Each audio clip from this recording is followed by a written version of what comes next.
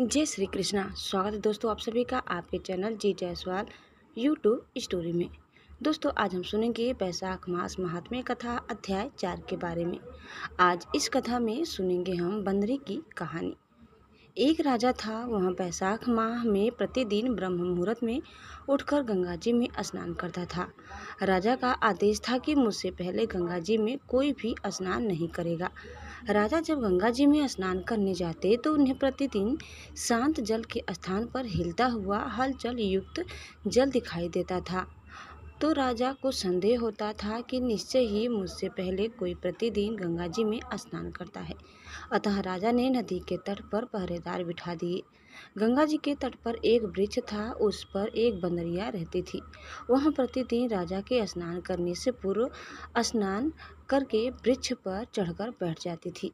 इस प्रकार होते होते पूरा बैसाख माह व्यतीत हो गया, किंतु अंतिम दिन राजा के सिपाही ने देख लिया और उस बंदरिया को पकड़कर राजा के पास ले गए और कहा कि यह बंदरिया आपसे पूर्व प्रतिदिन गंगा जी में स्नान करती है। उधर राजा की प्रतिज्ञा थी कि यदि कोई भी स्त्री मुझसे पूर्व स्नान करती होगी तो मैं उससे विवाह कर लूँगा। इसलिए राजा को बंदरी के साथ विवाह करना ही पड़ा।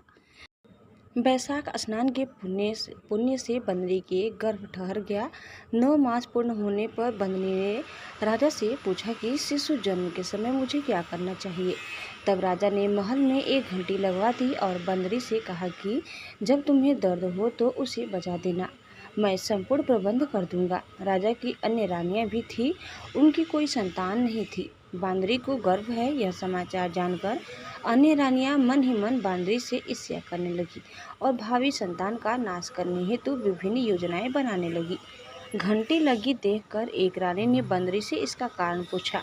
बंदर ने संपूर्ण वृत्तांत बता दिया। रानी ने बहकाया कि एक बार घंटी बजाकर तो देख ले कि राजा आते हैं या नहीं। बंदरी ने घंटी बजाई तो राजा दौड़े दौड़े महल में आए और घंटी बजाने का कारण पूछा।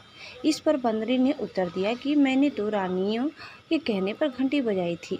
तब रानियों ने राजा से कहा कि यह तो पशु और न जाने कितनी बार घंटी बजाएगी। इस प्रकार कहकर उन्होंने घंटी को हटवा दिया। कुछ दिनों बाद बंदरी के शिशु जन्म का समय आया तो उसने अन्य रानियों से पूछा कि मैं क्या करूं। तब रानी ने कहा कि तुम आंखों पर पट्टी बांधकर सो जाओ। बंदरी के बैसाख माह के स्नान के पुण्य प्रताप के रूप में एक सुंदर पुत्र हुआ। शिशु के जन्म होते ही उसके रोने से पूर्व ही रानियों ने उसे एक टोकरी में रखकर दासी को दे दिया और आदेश दिया कि इसे नदी में बहा कर आओ, और उस शिशु के स्थान पर एक पत्थर रख दिया। राजा को भी कहलवा दिया कि बंदरी ने एक पत्थर को जन्म दिया। राजा ने सुना तो उन्होंने भी संतोष कर लिया कि जब दूसरी रानियों की संतान नहीं है तो यह तो बंदरी है, इसके क्या संतान होगी। उधर दासी ने उस सुंदर शिशु को नदी में न बहाकर कुम्हार के खंदड़ में रख दिया। दूसरे दिन कुम्हार कुम्हारिन खंदड़ में आए तो वहाँ एक सुंदर शिशु को रोते हुए देखा। कुम्हार कुम्हारिन भी निसंतान थे। उन्होंने उस शिशु को अपने लिए भेजी गई भगवान की भेंट माना और बड़े प्रेम से शिशु का पालन पोषण करने लगे। कुछ बड़ा होने पर बालक को यह ज्ञात हुआ कि वह रानी बंदरी का पुत्र है, जिसको रानियों ने मरवाना चाहा था।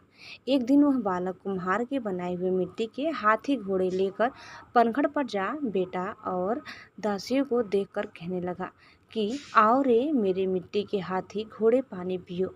जब दासियों ने यह बात सुनी तो वह हंसने लगी और बोली, अरे मूर्ख, कभी मिट्टी के हाथी घोड़े भी पानी पीते हैं क्या। इस पर उस बालक ने कहा कि कभी बंदरी के भी पत्थर जन्म हो लेता है क्या।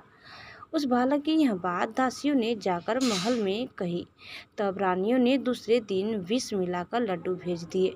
ईश्वर की कृपा से लड्डू गोंद और बादाम के हो गए और उन लड्डू को खाने से उस लड़के की मृत्यु नहीं हुई। यह समाचार दासी ने रानी को कहा और रानी ने राजा से कहकर कुम्हार को देश निकाला दिलवा दिया। कुम्हार वन में रहने लगा। तत्पश्चात अगले वर्ष चित्र माह में माता गणगौर के पूजन का दिन आया और तो वह बंदरी का पुत्र 108 करवे और 108 गोली लेकर तथा घड़े में पानी भरकर बगीचे के बाहर बैठ गया। उधर राजा की और साहूकार की पुत्रियां गड़गड़ बनाने के लिए मिट्टी लेने के लिए आईं तथा बगीचे में खेलने और झूलने लगी। इस कारण कुछ समय बाद उन्हें प्यास लगी। तब उन्होंने उस बंदरी के पुत्र से जल पिलाने के लिए कहा, तो उस बालक ने उत्तर दिया कि मेरे पास एक गोली है, उसे खाते जाओ और मेरी चारों ओर फेरे लगाते जाओ, तब मैं तुम्हें जल पिलाऊंगा। इस पर पहले तो कन्याओं ने मना किया, किंतु प्यास तीव्र होने के कारण मान गई। इस प्रकार गोली खाने और उस युवक के साथ फेरे लेने से वह गर्भवती हो गई। बाद में जब उनके माता पिता को यह ज्ञात हुआ तो वह सभी कुम्हार के पास आए और संपूर्ण वृत्तांत सुनाया तथा कहा कि तेरे पुत्र ने हमारी कन्याओं से विवाह किया है, अब तुम्हें इन्हें अपने पास रखना होगा। तब कुम्हार ने निर्धन होने के कारण असमर्थता व्यक्त की। 2 कन्याओं के माता पिता ने बहुत सारा धन देकर अपनी कन्याओं को कुम्हार के घर विदा किया और कुम्हार के घर 108 बहुएं आ गई और कालांतर में उनके 108 ही पोते हो गए। कुम्हार ने समस्त नगरी को भोजन हेतु निमंत्रण दिया और राजा को भी बुलवा दिया। राजा के यहाँ से रानी बंदरी के अतिरिक्त सब भोजन हेतु पधारे। तब राजकुमार राजा की आज्ञा लेकर बंदरी को लेने रथ पाल के लेकर गया और लाकर सभा में सबसे ऊंचे स्वर्ण आसन पर बिठाया। राजकुमार ने अपनी सभी पत्नियों को समझा दिया था कि बंदरी मुझे जन्म देने वाली माता है। एक एक बहू रानी बंदरी के चरण स्पर्श करती गई और एक एक सोने का सिक्का और पोते को गोद में देती गई। जब राजा और अन्य रानियों ने यह सब देखा तो कुम्हार के पुत्र से इसका कारण पूछा। रानियों को तो संदेह होने लगा कि यह अवश्य ही बंदरी का पुत्र है। इसलिए रानी और रूठकर राजा को कहने लगी कि कुम्हार के पुत्र ने हमारा अपमान किया है और बंदरी का सम्मान किया है, अतः हम लौट कर जा रहे हैं। इधर राजा को पुत्र के जन्म का संपूर्ण रहस्य ज्ञात हो गया था, इसीलिए उन्होंने रानियों को देश निकाल दिया और अपनी सभी पुत्र वधू एवं पुत्रों को लेकर महल में आया और राजकुमार का राज तिलक हुआ। कुम्हार कुम्हारिन को राजकुमार ने महल में रहने के लिए निवेदन किया, किंतु वह नहीं माने। तब राजा ने उन्हें ढेर सारा धन दिया। वैशाख स्नान का इतना महत्व है तो सबको वैशाख स्नान करना चाहिए। बंदरी ने वैशाख स्नान किया तो उसे राजा का राज्य, पुत्र, बहुएं आदि प्राप्त हुई हैं। ईश्वर जैसे बंदरी को पुण्य मिला, इस प्रकार हमें भी पुण्य देना। जय श्री कृष्णा। राधे राधे। दोस्तों, आपको हमारी आज की यह वीडियो कैसी लगी कमेंट करके ज़रूर बताइए। चैनल में नए हैं तो प्लीज़ लाइक, शेयर और सब्सक्राइब करना न भूलें। दोस्तों, आगे की कथा सुनने के लिए आप दूसरे वीडियो को अवश्य देखिए। तब तक धन्यवाद। जय श्री कृष्णा। राधे राधे।